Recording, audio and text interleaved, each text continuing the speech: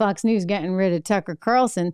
Tucker Carlson, though, is going to take his show on the road, maybe over to Twitter. I'll be interested to see when that comes out. I think, let me see if I can play this for you. But anyway, Tucker Carlson is certainly, looking at a bright future, I would imagine, in this independent space, which is an important space to be in right now, because you don't want the likes of a network telling you what you can report, what you can't report. They are trying to salvage the situation with Sean Hannity. Nice guy, probably not going to be able to do it for them at 8 o'clock. I think I can say that pretty definitively. He's not going to be able to make it at 8 o'clock. Jesse Waters is going to struggle at 9. I mean, Greg Gutfeld, maybe an interesting spin on things. Whether or not it plays at 10, I'm not sure. I think 11 o'clock was a better slot for him. But they're kind of done, right? Like that medium is so over. And I think reporters, journalists, commentators with any backbone and any sort of financial independence will all do this on their own. Because who needs the big network telling you what to do? That's why I'm sort of surprised at Sean, because he's certainly got the financial independence.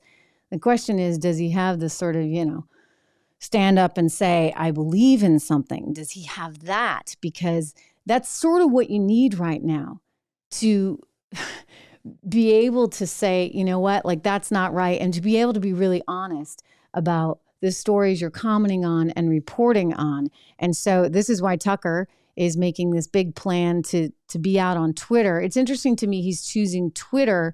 That may have something to do with his faith in Elon Musk. Elon Musk very committed, of course, to preserving our First Amendment. I think it's going to be the biggest challenge of our time. And I'm kind of psyched that the guy who also wants to get us to Mars is interested enough in the First Amendment.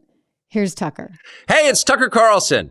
You often hear people say the news is full of lies, but most of the time that's not exactly right. Much of what you see on television or read the New York Times is in fact true in the literal sense. It could pass one of the media's own fact checks. Lawyers would be willing to sign off on it. In fact, they may have. But that doesn't make it true. It's not true. At the most basic level, the news you consume is a lie of the stealthiest and most insidious kind. Facts have been withheld on purpose, along with proportion and perspective. You are being manipulated. How does that work? Let's see. If I tell you that a man has been unjustly arrested for armed robbery, that is not, strictly speaking, a lie. He may have been framed. At this point, there's been no trial, so no one can really say. But if I don't mention the fact that the same man has been arrested for the same crime 6 times before, am I really informing you? No, I'm not. I'm misleading you.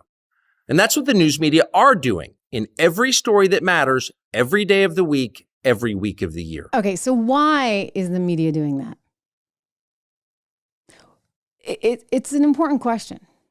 I mean, look, the media wants ratings. I get it. Like, that's how they survive. But they also need to kind of fit within this status quo, right? Because if not, you're going to get a call from, I don't know, the White House, Chuck Schumer, AOC. I mean, we saw Chuck Schumer and AOC blasting literally Fox and Tucker Carlson in the days preceding the decision that was made. We know that, the Dominion situation cost the company nearly $800 million. It's a lot of money.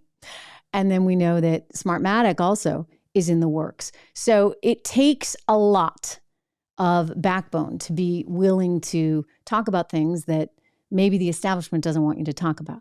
Now, you need to have your facts right. And that's why we have a legal system. So if you don't have your facts right, you do run the risk, of course, that you might be sued. I would have expected Fox to have taken that lawsuit forward. They said that they felt that they could win it, that they were reporting on the news, that this was a First Amendment issue, but they weren't strong enough ultimately to go through the motions of a trial. They would rather just write the check. And that in and of itself is somewhat concerning, because what does that mean for everyone else? Again, I'm a big believer in you need to be responsible, but simultaneously, if you think back over those times, it was in the news cycle.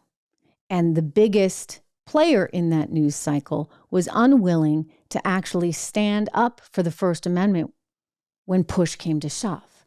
So what happens to the anchors that are now there? If they have to go on TV every night, but they have to actually answer to someone else.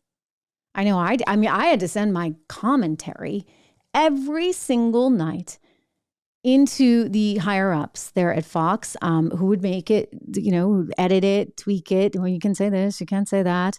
And it was just part of the deal. And I kept saying, if I ever decide to stay here, which was a big if, I said to my agent at the time, I need that struck. I need that gone because I just can't deal with the painfulness of all of it. Changes coming in 3 minutes before air. Okay, you got to change this word, this, that, or the other. And so there's a lot of agonizing over what you can say, what you can't say, what you can cover, what you can't cover. And I would just say we need more authenticity within this environment. And this is what this medium effectively represents, right? I can come on here and bash Adidas and bash Bud. Like, by the way, you can't do this on Wall Street either.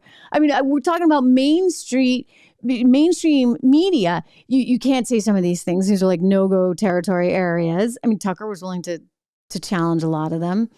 I was willing to take on a lot of them, but eventually it costs us in various ways.